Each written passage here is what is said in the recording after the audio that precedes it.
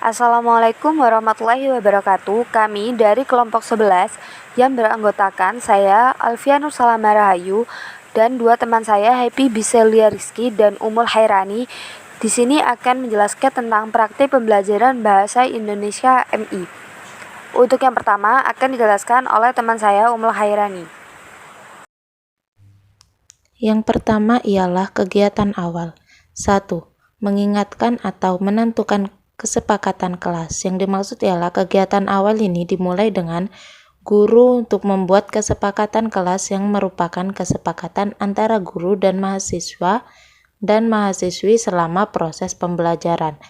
Yang kedua ada melakukan demonstrasi dengan benda konkret untuk membangkitkan perhatian siswa-siswi. Untuk menuju pada materi yang akan diajarkan guru dapat berkomunikasi dengan jalan memberi contoh dengan benda-benda yang ada di sekeliling atau lingkungan sehingga lebih mudah untuk dipahami oleh peserta didik. Yang ketiga ada menggunakan strategi bertanya dan balikan untuk membangkitkan minat siswa-siswi.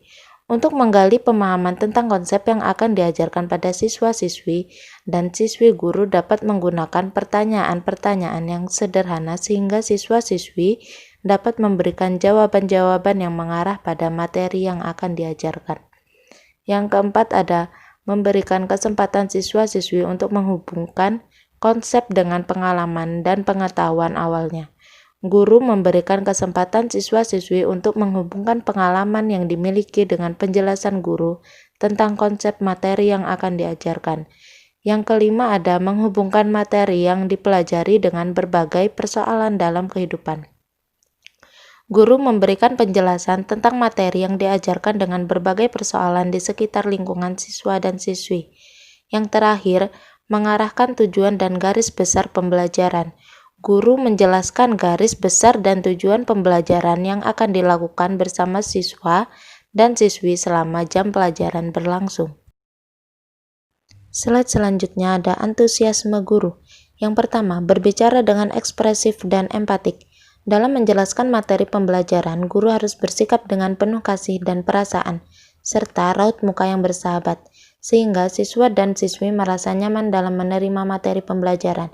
Yang kedua, melakukan variasi posisi berdiri di kelas.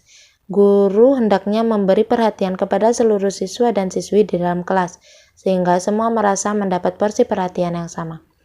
Yang ketiga, ialah melakukan gerak tubuh atau gestur utamanya wajah dan tangan. Dalam memberi penjelasan materi, diharapkan gerak wajah dan tubuh dapat menunjang sehingga terjadi keselarasan antara gerakan tubuh dan materi pembelajaran. Yang keempat, menggunakan humor. Dalam penyampaian materi, hendaknya diselingi humor yang segar sesuai dengan tingkat usia siswa dan siswi, sehingga terkesan pelajaran ini tidak menakutkan.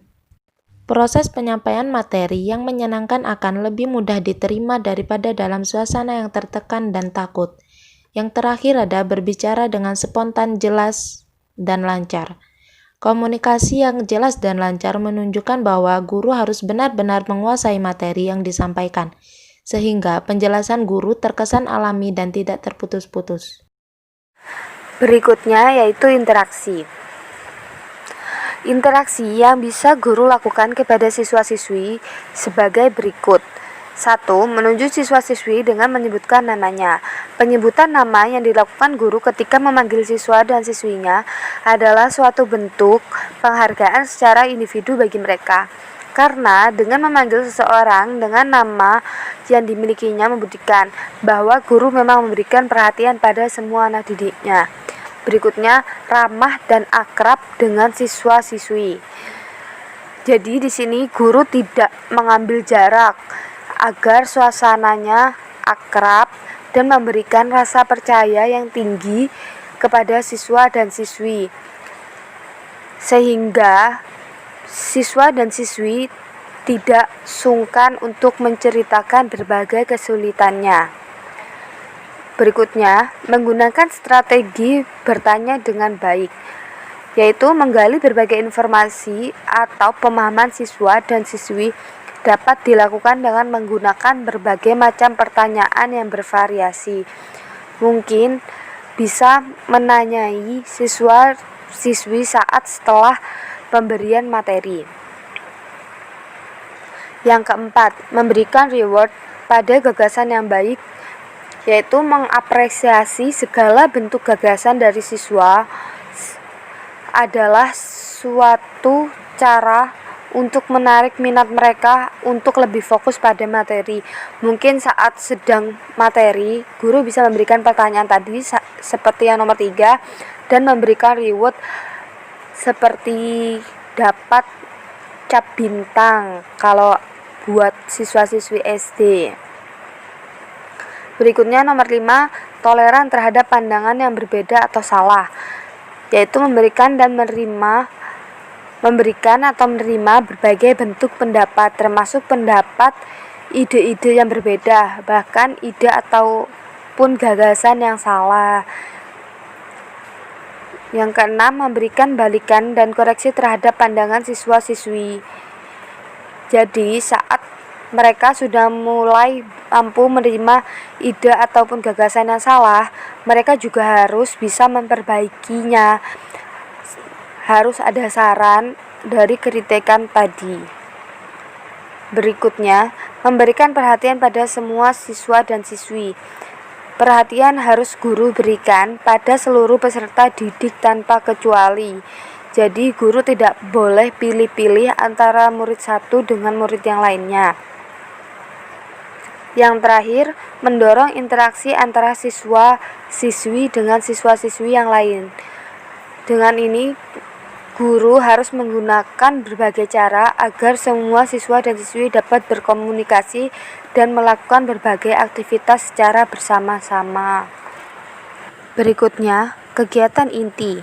Kegiatan inti mengarahkan siswa-siswi melakukan eksplorasi, yaitu mengelola kegiatan kelas, individual, dan pengelompokan siswa-siswi secara efektif dan efisien.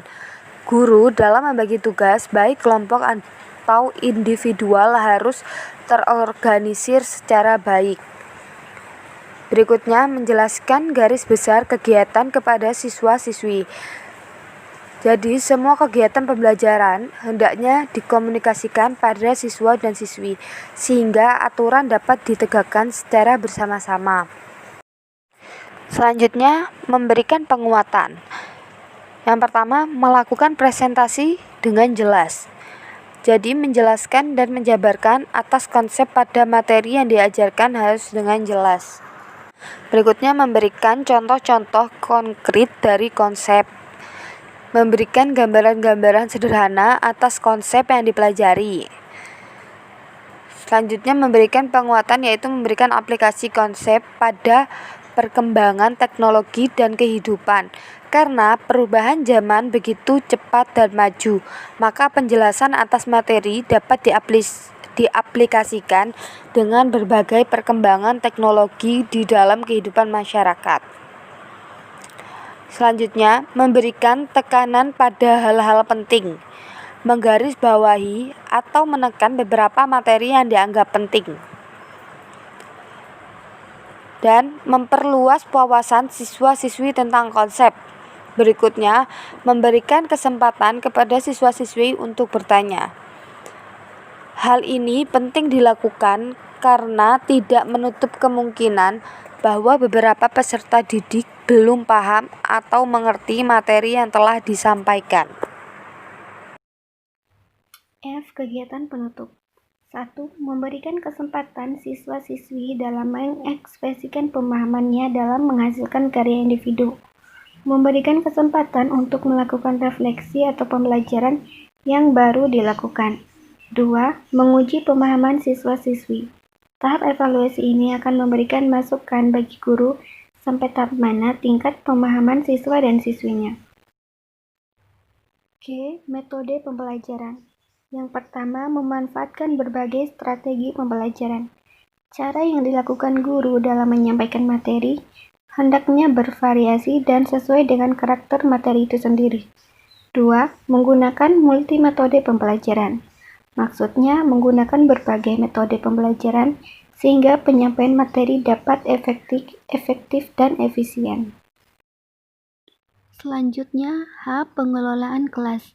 Yang pertama, mampu mengkoordinasi kegiatan-kegiatan siswa-siswi dengan baik. 2. Mendemonstrasikan kesadaran dan sensitivitas untuk melibatkan semua siswa-siswi. 3. Melibatkan siswa-siswi dalam mengelola hasil karyanya atau pajangannya.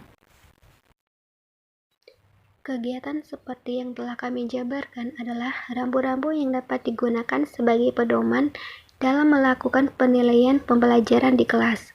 Guru yang baik adalah guru yang mampu menggabungkan antara penguasaan materi dan mengorganisir segala hal yang ada dalam penyampaian materi ajar di dalam kelas. Terorganisirnya pelaksanaan pembelajaran tidak terlepas dari RPP yang telah dirancang oleh guru guna memandu proses penyampaian materi. Berikut kami lampirkan salah satu contoh RPP yang dapat dijadikan rujukan dalam pembuatan rencana pelaksanaan pembelajaran.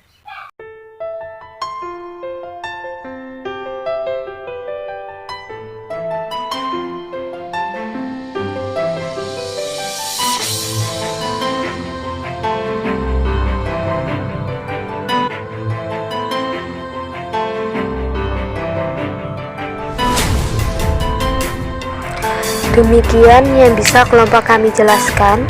Kurang lebihnya kami mohon maaf. Wassalamualaikum warahmatullahi wabarakatuh.